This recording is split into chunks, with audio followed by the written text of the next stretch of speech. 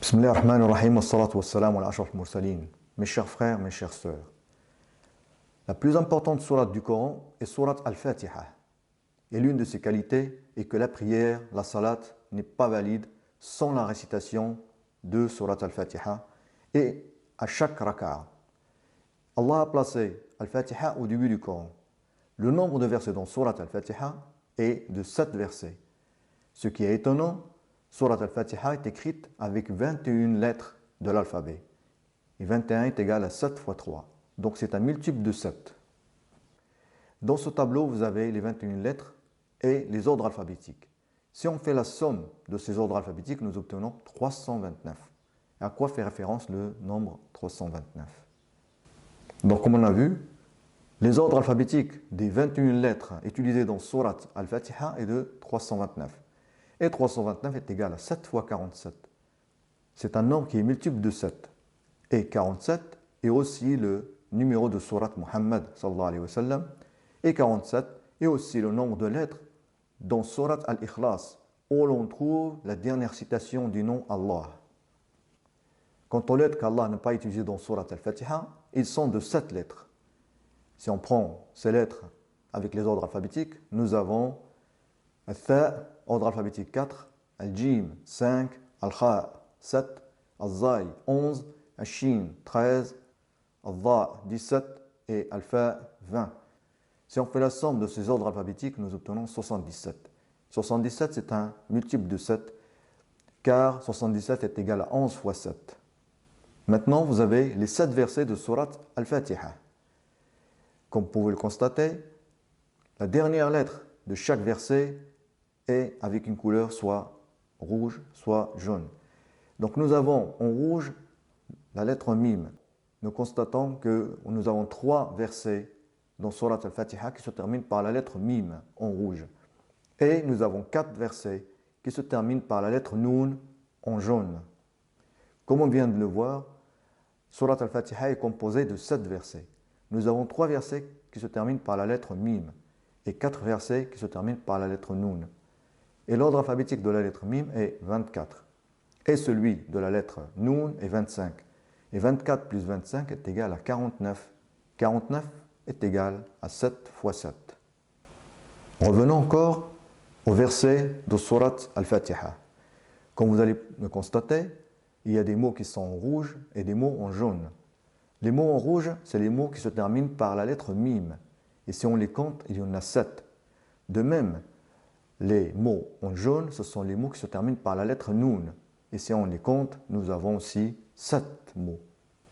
Donc, comme on vient de le voir, dans Surat Al-Fatiha, il y a 7 mots qui se terminent par la lettre Mim. Ce sont Bismi, Ar-Rahimi, Ar-Rahim, Yawmi, Al-Mustaqim, Alayhim et Alayhim. Et nous avons 7 mots qui se terminent par la lettre Noun, Ar-Rahman, Al-Alamin, Ar-Rahman, Ad-Din, Nasta'in, Al-Ladhin, Ad-Dallin. Sur les 114 sourates du Coran, seules 2 sourates comportent 7 versets. La première sourate est Al-Fatiha et la deuxième sourate est sourate Al-Ma'un.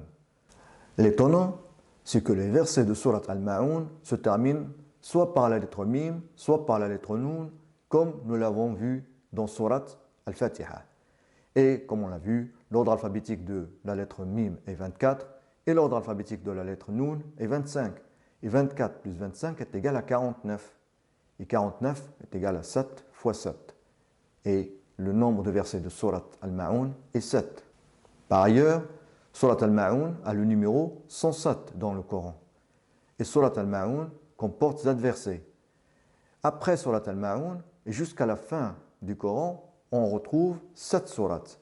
Nous avons sourate Al-Kawthar, Al-Kafirun, Al-Nasr, Al-Masad, Al-Ikhlas, Al-Falaq et Al-Nas. Regardez bien le nombre 7. Le plus étonnant, si on prend le numéro de ces 7 sourates, donc nous avons sourate Al-Kawthar numéro 108, Al-Kafirun 109, Al-Nasr 110, Al-Masad 111, Al-Ikhlas 112, Al-Falaq 113 et Al-Nas 114. Si on additionne les 7 numéros de ces 7 sourates, nous obtiendrons le nombre 777. C'est un multiple de 7.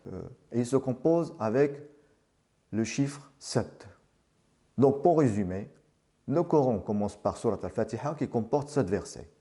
Et dans le Coran, il n'y a qu'une deuxième sourate avec 7 versets, c'est Surat al-Ma'un. Et après Surat al-Ma'un, jusqu'à la fin du Coran, on compte 7 sourates. La somme des numéros de ces 7 sourates nous donne 777. Mais ce qui a retenu mon attention, c'est que le premier verset ayant le numéro 7 est le dernier verset de Surat al-Fatiha. Et le dernier verset du Coran qui a le numéro 7 est le dernier verset de Surat al-Ma'un. Le verset 7 de Surat al-Ma'un est le suivant. Bismillah ar-Rahman ar-Rahim. Wa yamna'un al-ma'un. Allah a utilisé 7 lettres dans ce verset. Vous avez les 7 lettres Alif, Ain, Lam, Mim, Noun, Waw et Ya. L'étonnant, c'est que le verset 7 de Surat al-Ma'un se classe 6204 depuis le début du Coran. Et 6204 est égal à 11 fois 12 fois 47, est un multiple de 47. 47 est aussi le numéro de Surat Muhammad sallallahu alayhi wa sallam. Si on prend les nombres liés à ce verset qui est le verset 7 de Surat al-Ma'un, donc nous avons le numéro de Surat qui est 107, le numéro du verset 7, le nombre de mots, 2 mots, et se compose de 14 lettres. Si on fait maintenant juste la somme du numéro de la sourate qui est 107 et le numéro du verset 7, nous avons 107 plus 7 est égal à 114. 114 est le nombre de sourates du Coran. Et si on fait maintenant la somme des 4 nombres, on obtient 130. Donc comme on vient de le voir, la somme des 4 nombres liés au verset 7 de Surat al-Ma'un est 130. Et 130 est égal à 13 fois 10. 13 est aussi le nombre d'années durant lesquelles le Coran a été révélé à notre prophète Muhammad sallallahu alayhi wa sallam à la Mecque. Et 10 est aussi le nombre d'années durant lesquelles le Coran a été révélé au prophète sallallahu alayhi wa sallam à Médine. Barakallahu fikum et assalamu alaykum wa rahmatullahi wa barakatuh.